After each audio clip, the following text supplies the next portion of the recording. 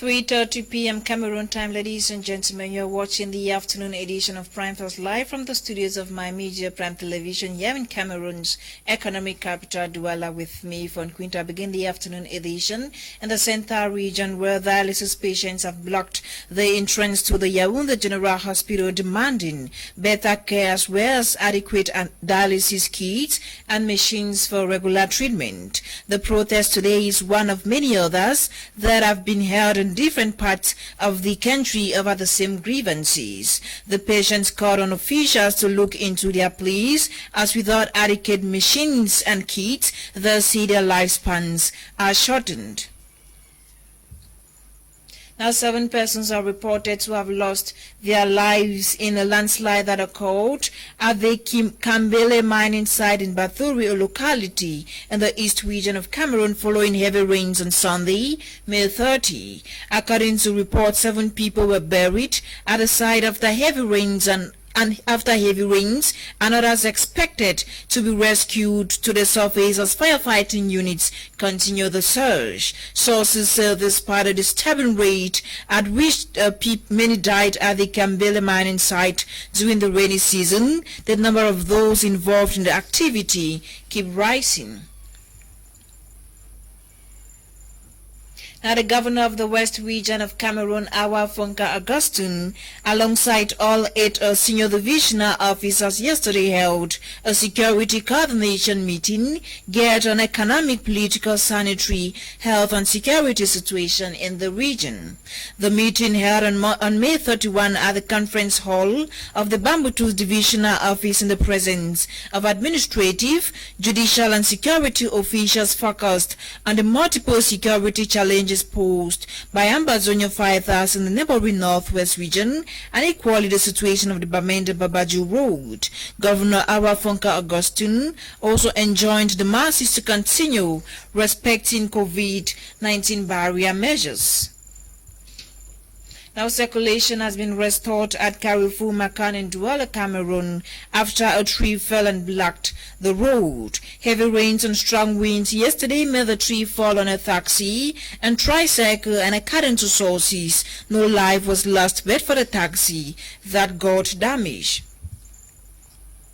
And out of the country, former Ivory Coast President Laurent Gbagbo plans to return home on June 17 following his acquittal on charges of crimes against humanity at the International Criminal Court. The General Secretary of the Ivorian Popular Front, Assau Ado, announced the date of Gbagbo's homecoming on Monday in front of a crowd that had come to celebrate the former president's birthday in the capital, Abidjan. Gbagbo was president from 2000 until his arrest in 2011. The ICC confirmed in March that Gbagbo and his aide Charles Blé Gode were in the clear over the devastating post-electoral violence that rocked the West African nation in 2011 and 2012. Now, at least 50 people have been killed in 2 overnight attacks in the Democratic Republic of Congo's deeply troubled East region.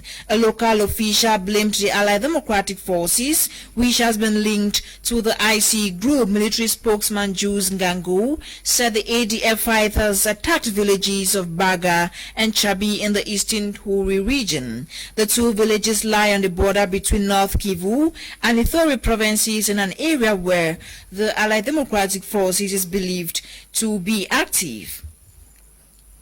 Now, gunmen have attacked and wounded Uganda's former army commander, killing his daughter and driver in an assassination attempt. 4 attackers on motorcycles opened fire at a vehicle carrying General Katambi Wamala, the Minister of Works and Transport in the city of Kampala.